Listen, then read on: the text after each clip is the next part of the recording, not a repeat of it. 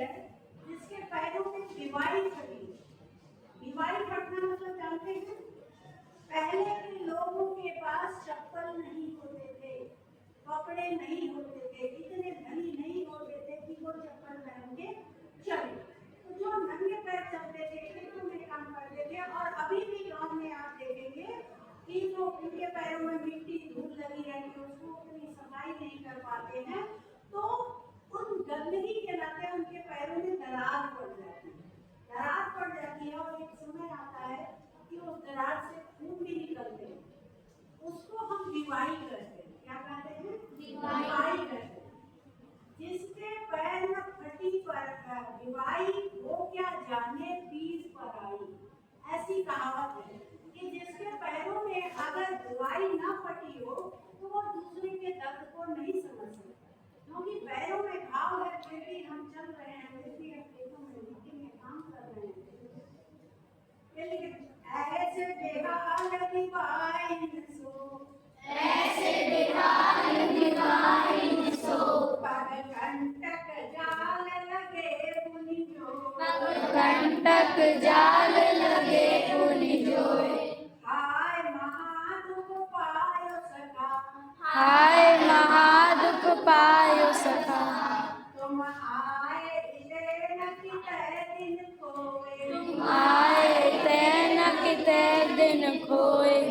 देखी सुदामा की दीन दशा, देखी सुदामा की दीन दशा, करुणा करके करुणा निधि रोए, करुणा करके करुणा निधि रोए। पानी पराग को हाथ छुओ नहीं, पानी पराग को हाथ छुओ नहीं, नैनन के जल से पग धोए। नैनन के जल से पग धोए। देखिए इस पद में कृष्ण भगवान अपने मित्र को देखते हैं और क्या करते हैं कि पग कंटक जाल लगे पुनि जोए, जो बेवाइयां उनकी फटी हुई हैं उसमें कितने कांटे चुभे हुए, और फिर वो कहते हैं हाय महादुख पाए सका, हे सका तुम कितना दुख पाए हो, तुम आए इतने कितने दिन खोए, तुम इतने दिनों तक कहाँ खोए रहे, तुम इतने दिनों तक मेरे पास क्यों नहीं आए। देखी सुदामा की दीन दशा, दीन मतलब क्या होता है? गरीबी। गरीबी, गरीबी की दशा को देख करके भगवान कृष्ण बोलते हैं करुणा करके करुणा निधि रोए। वो ईश्वर जो सबके ऊपर करुणा करते हैं, दया करते हैं, वो ईश्वर अपने मित्र की दीन दशा को देख करके रोने लगते हैं।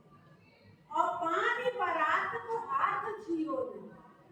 हमारे यहाँ जब अतिथि हमारे घर आते हैं या बेटियां अपने ससुराल से मायके को आती हैं, तो ऐसे में किया गया है कि उनके पैरों को पराग में धोया जाता है।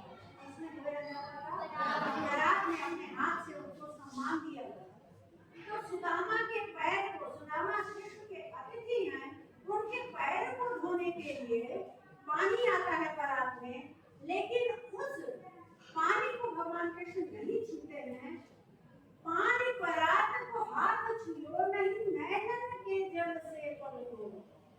इस लाइन में अतिशयोक्ति अलंकार क्या है? अतिशयोक्ति अलंकार है, किसी